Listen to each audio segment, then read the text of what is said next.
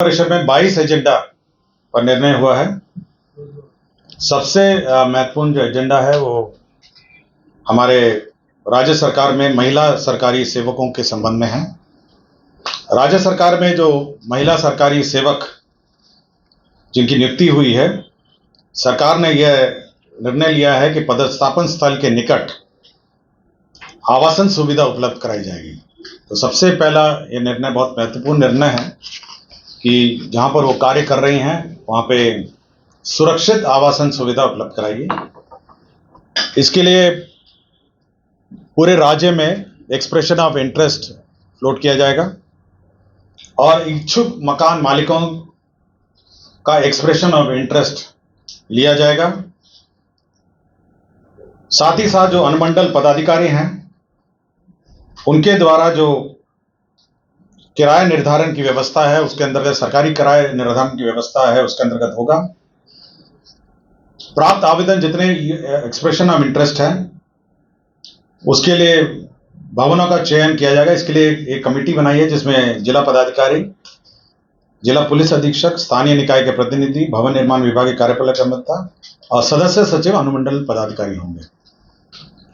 ये सभी लोग सभी जो भवन है उसको चेक करेंगे, सुरक्षा की दृष्टि से ठीक है या नहीं है, बिजली, जल, शौचालय सब चेक करेंगे और उसके बाद जो हमारे महिला कर्मी हैं, महिला ऑफिसर्स हैं, उनको यह आवंटित किया जाएगा यदि वो इच्छुक हैं। इसके लिए जो निजी मकान मालिक हैं उनके साथ एक लीज एग्रीमेंट किया जाएगा और लीज एग्रीमेंट के बाद यह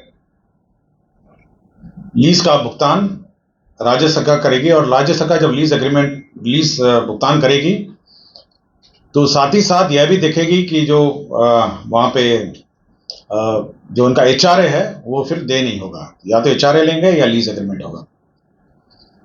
यह व्यवस्था सर्वप्रथम जो राज्य प्रमंडल और जिला मुख्यालय है वहां से शुरू की जाएगी और जिन महिलाओं को जो अन्य क्षेत्र में रहते हैं, ब्लॉक में रहते हैं या अन्य गांव ग्रामीण क्षेत्र में रहते हैं, यदि उनको आवास चाहिए होगा वो अपने कार्यालय प्रधान के माध्यम से अनुमंडल पदाधिकारी को आवेदन देंगी और अनुमंडल पदाधिकारी उस क्रम में वह ये प्रक्रिया आरंभ करेंगे। तो ये पूरे राज्य में जितने भी महिला कर्मी हैं, जिला मुख्यालय में हैं, प्रमंडल और राज्य मुख्यालय में हैं और साथ ही साथ जो हमारे क्षेत्र कर्मी हैं उन सभी के लिए लीज्ड अकोमोडेशन उपलब्ध कराएगा ताकि हमारी जो महिला ऑफिसर्स हैं और कर्मी हैं वह सुरक्षित रूप से क्षेत्रीय कार्यालयों में अपना कार्य कर सकें। आप जरूर पूछिएगा कि ये टीचर्स के लिए भी लागू है क्योंकि वो सरकारी कर्मी हैं और सबसे ज्यादा महिला कर्मी शिक्षा विभाग में है। यह व्यवस्था उन पर भी लागू है। मैं पहले ही बता दिया कि ये शिक्षा विभाग पर भी लागू है सर्कुलर।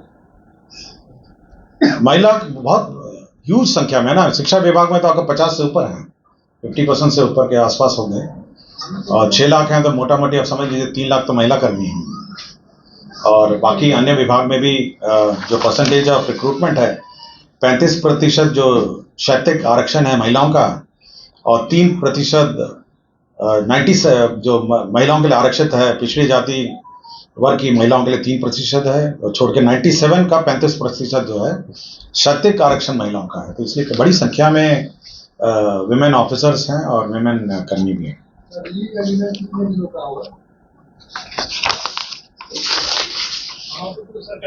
ये तो सरकारी है, ये डिपेंड करता है ना कितना टेन्योर है, क्या है। ये ऑफिसर्स को आवास उपलब्ध कराया जाएगा। दूसरा एक निर्णय हुआ है नगर विकास एवं आवास विभाग से संबंधित है। बिहार नगर पालिका क्षेत्र विज्ञापन नियमावली 2023 में प्रस्तावित संशोधन के साथ बिहार नगर पालिका क्षेत्र विज्ञापन संशोधन नियमावली 2025 पर स्वीकृति के संबंध में।